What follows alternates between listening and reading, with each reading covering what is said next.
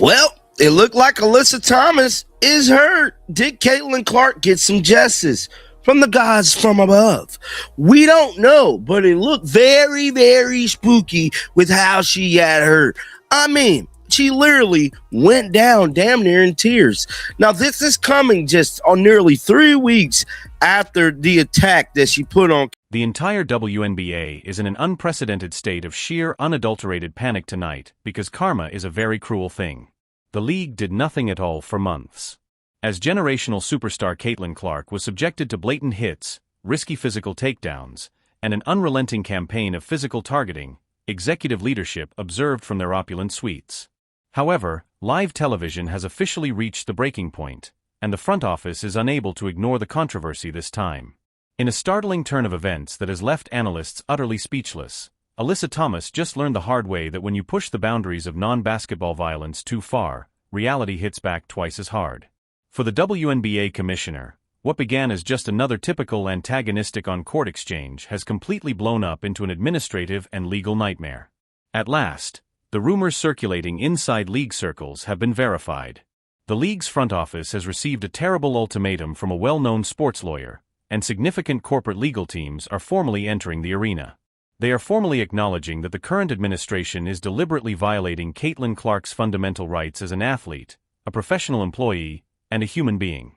The commissioner is in a complete panic behind closed doors, the WNBA is in survival mode, and the poisonous period of letting cheap shots pass without severe retaliation is now over. Tonight, we will reveal the sudden terror that shook the top echelons of the sport, as well as the startling combination of financial ruin and bodily repercussions that recently befell Alyssa Thomas, and the upcoming legal battle that will permanently alter women's professional basketball. You are totally unaware of the devastating conflict raging behind the scenes if you genuinely think this is simply another typical basketball rivalry. For nearly 15 years, so I'm very limited government. I'm conservative. I've worked for Marsha Blackburn, Ted Cruz, and in the Trump administration, including the Trump White House. Okay. Now, what caught your attention about Caitlin Clark? Caitlin Clark has had a seismic impact on the WNBA ever since she first joined. Merchandise sales increased over 600%, league app engagement over 600%, subscriptions to the league pass over 400%, and the team she plays for, the Indiana Fever, tripled in value. But despite all that success that she's immediately had, the league has basically looked the other way as she's been targeted on a weekly basis, and that targeting is putting her career at risk. You must analyze the horrifying precise moment that set off this chain reaction in order to fully appreciate the scope of the panic paralyzing the league headquarters. Alyssa Thomas performed a completely non-basketball play during a wild scramble, purposefully ramming her closed fist straight into Caitlin Clark's delicate throat area. The sports world watched in pure horror. It was outrageous. It had a level of malice that is inappropriate on a professional hardwood floor and was visually violent. However, the actual corporate emergency was brought on by what transpired in the immediate aftermath. The official referees were totally choked as they stood on the ground, staring straight at the collision zone. There was no whistle blowing. No common foul was evaluated.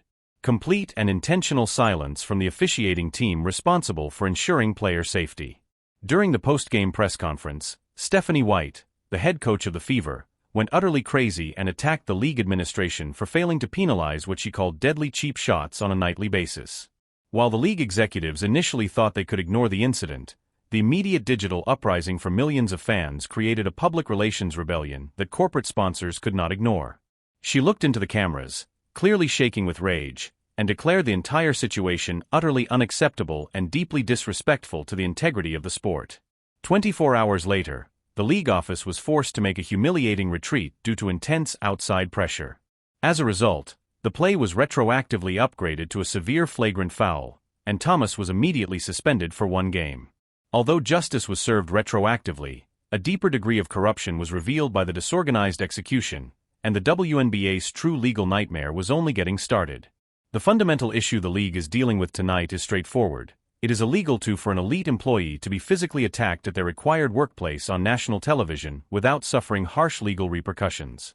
A powerful multi-million-dollar sports legal company is adopting that precise stance against the WNBA this evening.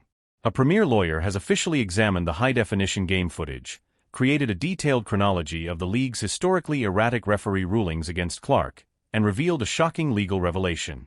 They are formally claiming that Clark's civil and professional rights have been directly and legally violated by the WNBA's systematic failure to uphold its own rules and offer a safe, uniform working environment. At her toe? She's holding her toe or something?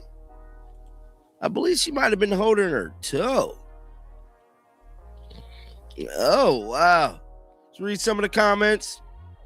Some of the comments say, glad to see Caitlin Clark fans staying classy and laughing at injuries. Just be careful of that glass house. Not classy as Mercury posting stick figures, making fun of injuries. Eat ish. Whoa. Whoa. That never happened. Left off. They were posting stick figures of DeWanna Bonner. One, but Fever fans are illiterate. So now we got other fans arguing with Fever fans. And like, I just want to let y'all know something. This is what they do online. That's why I don't engage in a lot of Twitter activity, because this is the circus that people like. Opposing fans, opposing people in the media like to target people on Twitter. I don't engage in any of this, but I'll read it. There was a contact, but it was Thomas getting away with an offensive foul. Somebody said, I'm no AT fan, but this is not a flop. You can see that she rolled her left ankle, and when she planted the inside of her foot, comes up, and instead of staying planted on the spin, in response, she falls backwards, taking the pressure off the ankle by lifting it and falling. Now, there is more footage, another angle of this injury that occurred here. I believe this is it here. And it looked like, here they come with the towels, because she's probably crying. Not big bad Alyssa Thomas. Crying.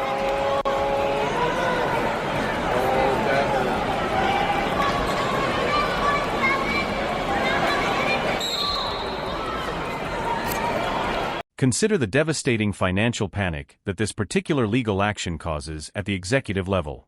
The legal process of discovery starts when a formal civil action is filed in federal court. This implies that the league will be required by law to provide internal executive text messages. Referees deliberately assess physical play against Caitlin Clark through secret evaluation sheets and private communications between them. Their multi-billion-dollar television distribution contracts, international corporate sponsorships, and public marketing infrastructure might all be completely destroyed by a judicial discovery process such as this one. The Commissioner's Office, fully aware that they have allowed their main source of revenue to be attacked by a system they can no longer legally defend, is currently stuck in constant emergency meetings.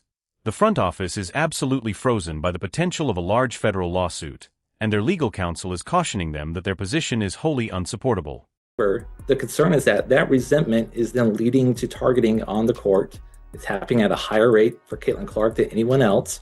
And unfortunately, it's creating a textbook hostile work environment for Caitlin Clark. And under Title VII of the Civil Rights Act, the federal government does have an ability to engage here, should they so choose. Homeowners, when is the last time you checked on your home title? If your answer is never, then this is for you. Scammers are stealing titles, and your equity is a target.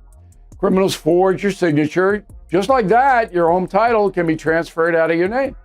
That's why I partnered up with Home Title Lock, so you can find out today if you're already a victim.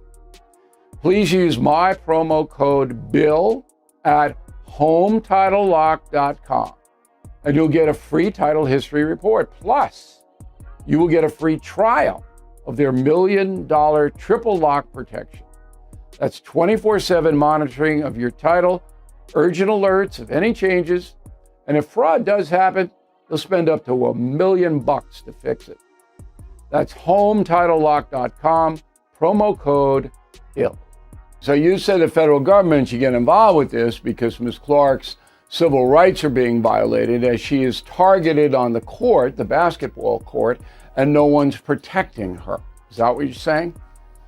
That's correct. I know a lot of people say it's sports, that, we should expect hard fouls, and I agree with that. I'm a sports fan. I like seeing competitive play, but... However, An absolute wave of poetic karma was delivered there on the floor while the corporate lawyers were getting ready to fight in the boardroom. Alyssa Thomas suffered the most catastrophic career decline in recent WNBA history in an incredible turn of circumstances that has left seasoned experts in full astonishment. Her reckless, violent approach to intimidating and controlling Caitlin Clark on the court completely backfired on her. Internal locker room sources have revealed that Thomas left the facility with severe, excruciating physical consequences from her own over-aggressive maneuvers, in addition to the retroactive league discipline completely depriving her of her game check and imposing a humiliating public suspension. In an instant, the hunter turned into the hunted. For the first time in her lengthy career, a seasoned player who has hitherto operated with complete impunity is bearing the full weight of financial sanctions, league-wide isolation, and harsh criticism from fans around the world.